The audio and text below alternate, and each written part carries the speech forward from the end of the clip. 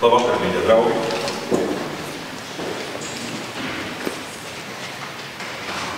Zinu, kāda no jums šajā vakarā ir pirmo reizi, tādēļ atgādinu, ka joprojām esam Rīgas Lutera draudzes iesvētas mācības kursā, joprojām mēģinam saprast būtiskāko un svarīgāko par kristīgo ticību, un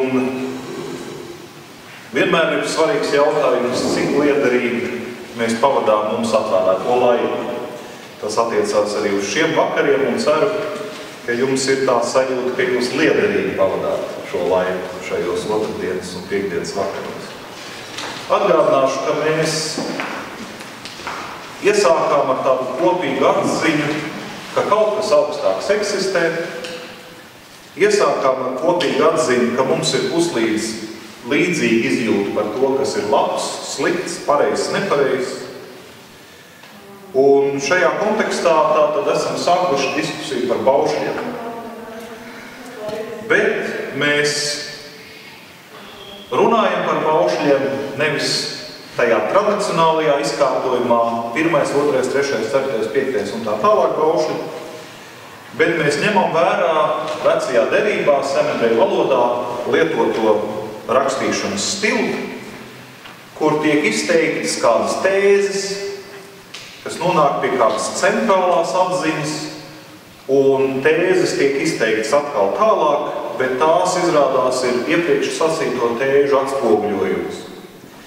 Tādējādi uzsverot šo centrālo atziņu, centrālo ideju. Un ja mēs tādā veidā paraugāmies uz baušļiem, tad mēs atklājam ļoti interesanti, ka tas būtiskākais, kas ir mēģināts pateikt, ir centrālais bauslis, kā jūs arī to redzat savos izdevuma materiālos, tev nebūs nokauta. Nenogalina, nenokauj, neiznīcina, jo tāds nav Dievs. Dievs ir gaisma, un viņā nav nekādas tumsības, kā raksta apostols Jānis. Jeb citiem vārdiem, kā tas pats Jānis secina, Dievs ir mīlestība. Un tāpēc arī mēs esam aicināti dzīvot nevis destruktīvu, citus un sevi ārdošu dzīvi, bet konstruktīvu dzīvi, tādu, kas ceļ un iedvesmo. Un atcerieties, runājām arī par to, ka baušļu pamatuzdevums nav kādus represēt, apspiest. Baušļi nav instruments, lai mēs varētu viens otru nosodīt, vai kaut kādā brīdī tur nosodīt pašu sevi. Bet baušļu viens no galvenajiem uzdevumiem ir atklāt Dieva būtību. Gluži kā tādās fotogrāfijās no dažādām dzīves sadzīves ainām, tā arī šeit baušļi mēģina atklāt Dieva patieso dabu. Un ļaut cilvēkam tad ieraudzīt to pēc iespējas skaidrāk, uz ko tad mums būtu jātiecās, ja mēs, kā Dieva radīti cilvēki, gribam šo Dieva mūsos ielikto tēlu un līdzību pēc iespējas labāk atspoguļot un realizēt. Šodien mēs runāsim par nākamajiem baušļu pāriem, kas savstarpēji atspoguļojas, un ķeramies klāt pie baušļa, tev būs svēto dienu svētīt, un tev nebūs zakta. Ja mēs tā uzsveram to, un es to daru apzināti, ka šie baušļi savstarpēji atspoguļojas, tad mēs varētu jautāt, bet kas tad ir kopīgs? Kas varētu būt kopīgs? Bauslim tev būs svēto dienu svētīt, un bauslim tev nebūs zakta. Kur tad ir tā līdzība starp šiem, kur ir tā būtība? Patiesībā abi šie baušļi runā par to, ka kādam kaut kas pieder, un nav labi to piesavināties, nav labi to nocert. Ja mēs domājam par bausli, tev nebūs zakta, tur puslīdz vairāk vai mazāk ir skaidra tā nostāda. Zakta nav labi, tā ir tāda mūsu vispārēja izjūta. Bet, protams, ka šis bauslis jau mēģina pateikt kādu tādu mazliet plašāku un dziļāku realitāti. Un proti, cilvēku vidū allaži ir pastāvējusi, un droši vien, kamēr pasaule vien eksistēs, arī pastāvēs, zinām, nevienlīdzība. Kādiem vienmēr būs vairāk nekā citiem. Un lai kādas ideoloģijas un lai kādas sistēmas cilvēks nav mēģinājis ieviest, nekad nebūs tā, ka visiem būs pilnīgi vienādi. Pat vecajos, labajos laikos, kā varbūt kādiem cilvēkiem labpatīgas domāt, kad mums tā kā tika sacīts, un mēs tā kā dzīvojām sistēmā, kur visi ir vienlīdzīgi un tā tālāk, ar laiku tomēr kādi izrādījās vienlīdzīgāki par citiem. Un mēs zinām, ka partijas nomenklatūras cilvēki dzīvoja nesalīdzināti citos apstākļos nekā darba ļaudis. Lai gan oficiālā ideoloģija to sākotnēji vismaz nepieļāva. Iemesli tam, kāpēc vienmēr kādiem būs vairāk nekā citiem, iemesli ir ļoti daudz. Sākot ar pašu cilvēku radītām ekonomiskām un politiskām sistēmām, kur beigās kādi izdomā kaut kā tomēr izsist labumu uz citu rēķinu.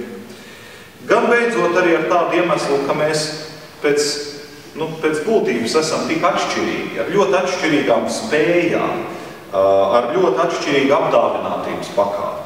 Kādi būs ātrāki, veiklāki, gudrāki, veiksmīgāki un tā tālāk.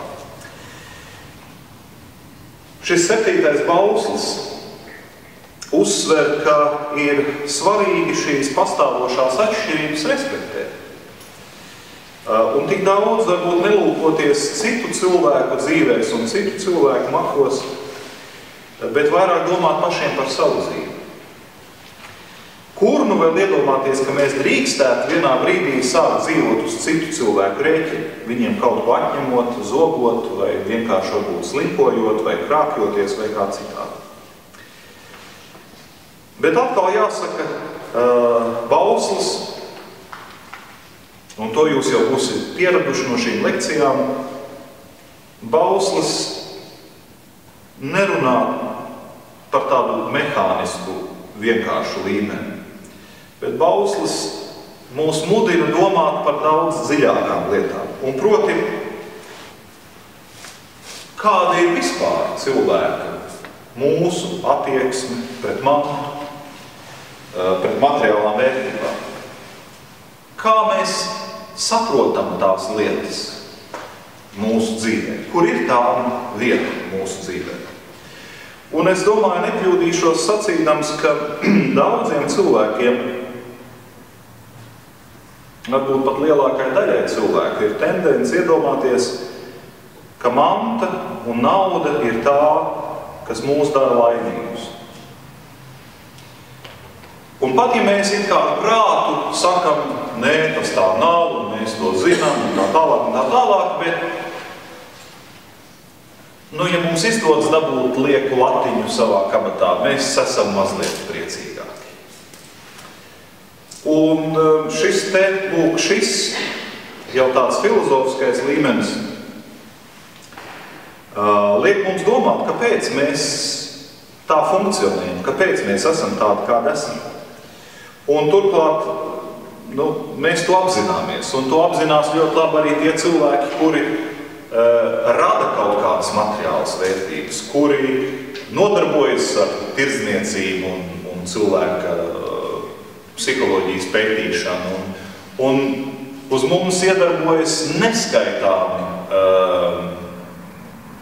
stimuli speciāli radīti, lai mēs tikai aizvien ilgāk un aizvien vairāk dzīvotu šajā ilūzijā, ka jo vairāk mums būs naudas un mantas un lietu ap mums, jo mēs būsim laimīgāki.